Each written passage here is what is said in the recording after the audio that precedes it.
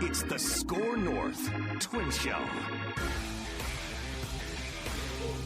All right, SKOR North Twins Show live from Target Field.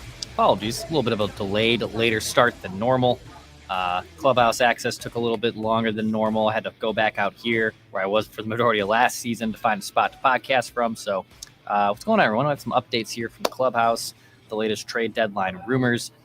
We're about 48 hours, I guess a little less than that, from the trade deadline hitting here in Major League Baseball. So if you haven't already, hit the like button and subscribe button here.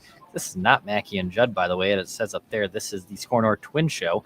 So hit the like button, subscribe button for Minnesota Twins content, the latest trade deadline plans. When the deadline does hit, I'll probably be reacting to all the stuff happening live too. So try to get a sense of what that looks like. But we'll be ready to react to it here on the SKOR North Twins Show. The month of July has been a huge month. So thank you to everyone who has watched and viewed. It's been one of our more successful months here in like the year and a half that this channel has been going on. So thank you for everyone for supporting the SKOR North Twins Show. So a few things. Let's start with this. In fact, I think this was the money quote today from the Clubhouse. Ryan Jeffers, Twins catcher, also just welcomed his second baby into the family. So congrats to Ryan. He's been on paternity leave. Now he's back in the Clubhouse, not in the lineup today. By the way, if something happens with the lineup or Byron Buxton, I will let you guys know when. That's a little tease, I guess, by the end of this episode. But Ryan Jeffers back here with the Twins, and he was asked obviously about the trade deadline. And Jeffers, who's always probably one of the nicest and best guys to talk to in the Clubhouse, media good guy, said that this time is funky, and you're either selling or you're either selling or buying, and we're still waiting here for the next bomb to drop, holding your breath and watching the phone, waiting for the next bomb to drop. And you're currently in a holding pattern. And I believe the other quote was, you're either buying or you're getting younger, which is kind of a good way to frame up how the trade deadline works. Obviously, him being away from the team over the last weekend, him being away from the team yesterday with Chris Paddock being traded to the Detroit Tigers. Yeah, it's definitely a weird time, and you are waiting for the next, I guess, bomb to drop. And that's what happens when you're sellers. That's what happens when this team is in the position that it is, where they're significantly out of the wild card spot. I know they had the walk-off win yesterday against a pretty good Red Sox team after the strangest rain delay maybe in Target Field history. But at the end of the day, you are selling, and teams know you're selling. Other teams are reporting things about your teammates, and it becomes very awkward. So Ryan's also been around, some trades. He was here since 2000. He came up in 2020 during the pandemic season, but has been around pretty much regularly since the 2021-2022 seasons. And it's weird when you're sitting in a locker room, and especially on deadline day. And he even said, you're watching LB Network, you're watching the clock basically get to the final hour. Now tomorrow, or on trade deadline day for Thursday, the Twins are technically off. They'll be in Cleveland, but you don't have the luxury of playing that day. But everyone, I don't know, are they hanging out together in the hotel room?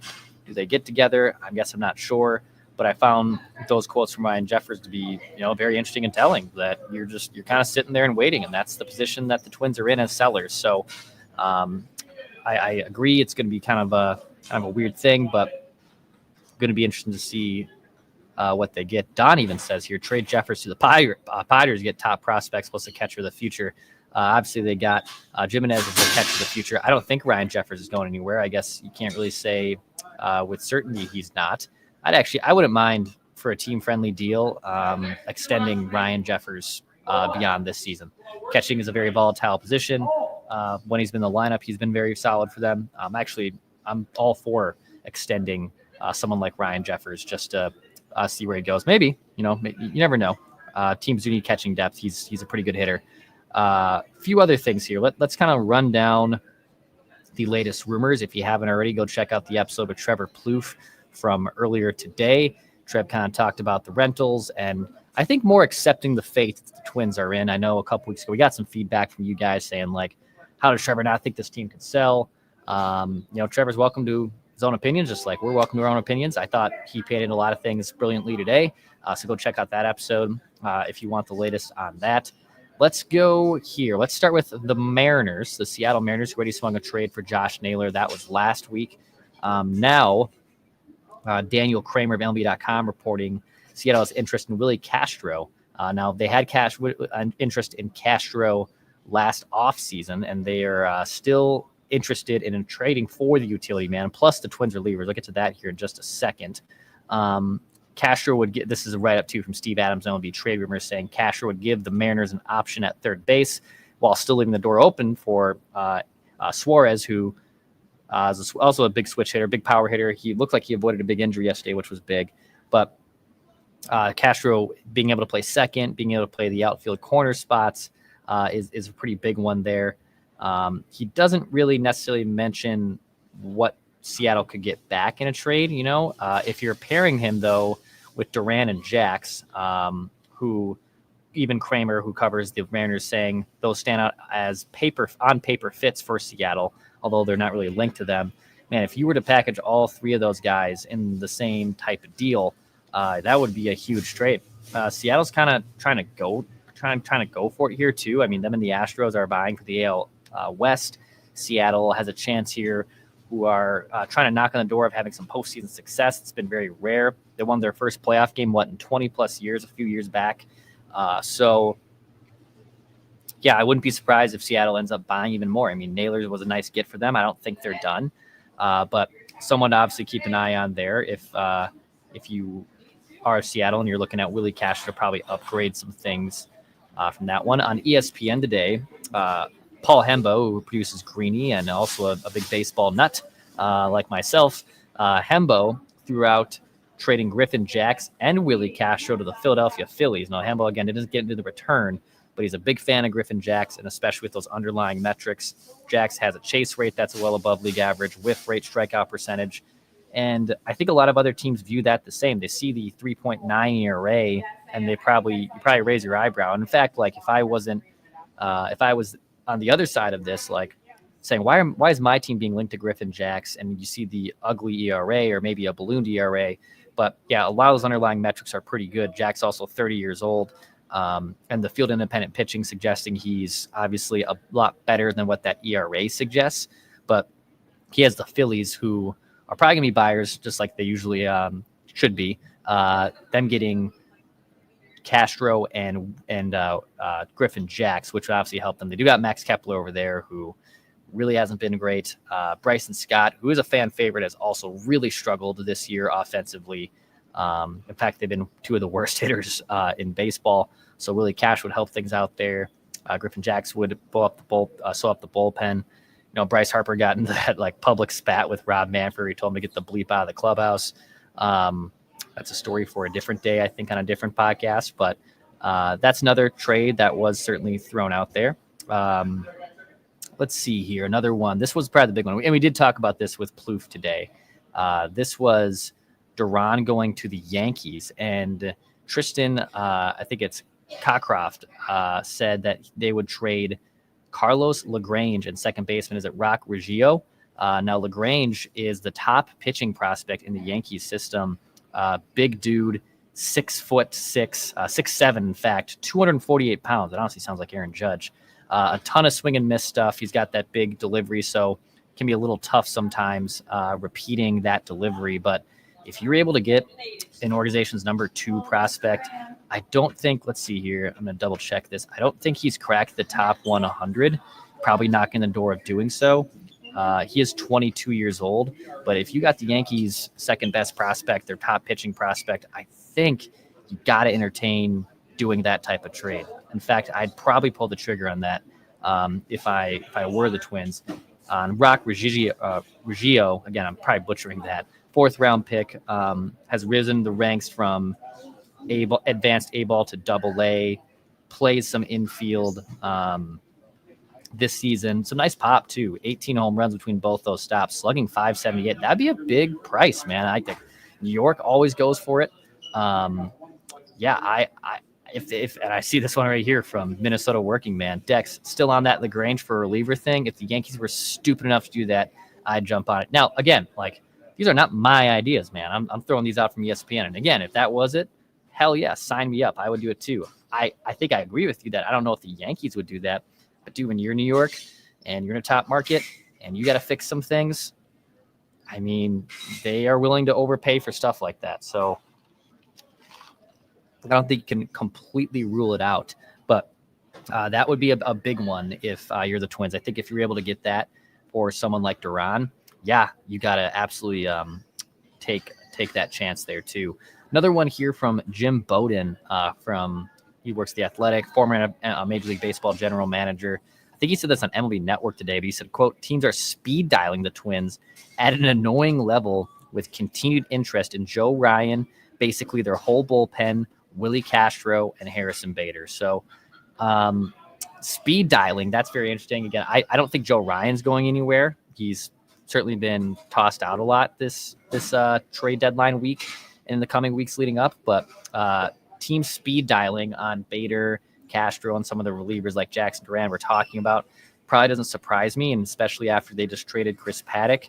I'm sure a lot of teams are calling the Twins right now, trying to figure out what they obviously have in someone like that. So I guess we'll wait and see what they ended up trying to do here. But yeah, this is fun. This is a fun time, man. I love doing the trade deadline stuff. I know some people get annoyed by it. I personally love it. It's great.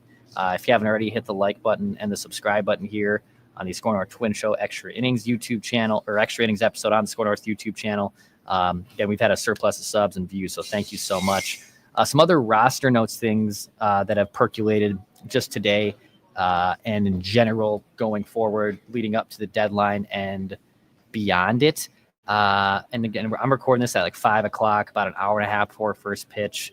I'm going to assume if people are consuming this on demand afterwards, that it's probably somewhat public knowledge. But I don't know what the plan is with Byron Buxton. He's going to be out of the lineup again on Tuesday. He hasn't played since crashing into the wall, so this will be the third straight game that Byron Buxton doesn't play in.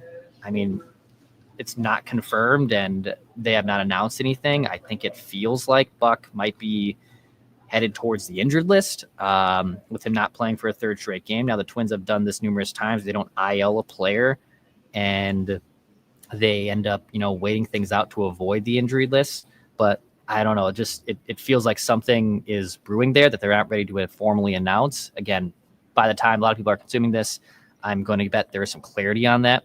But just to give you some context here, as I record this at 5:07 p.m., we're 90 minutes from first pitch, and the Twins don't have a posted lineup, which is very strange. Now, we're 40 hours from the trade deadline. Are they trying to workshop things and shop the stuff and very fluid nature? Yes, but I can tell you right now, it's pretty damn rare to not have a lineup announced 90 minutes before first pitch. You might post one, change something. That's normal after BP and workouts and medicals. Like, that's not out of the ordinary. I do find it very weird that we're 90 minutes from first pitch and there's no lineup posted quite yet. From what checking in with people in the organization, and just also what the plan is with the St. Paul Saints, because they're on the road right now. From what I know, Luke Keyshaw, Austin Martin are still planning to be with the Saints. So I don't know if Martin and Keyshaw, that could change if Buck's going on the injured list, but I'm not sure what the corresponding move is there. They haven't formally announced Bailey Ober as the starter for Wednesday. He's in the locker room. They need a starter. Like, Bailey Ober's going to be also probably activated here off the injured list, and he'll start on Wednesday to wrap things up against the Red Sox. Again, that's not formally announced. It's just putting tea leaves together.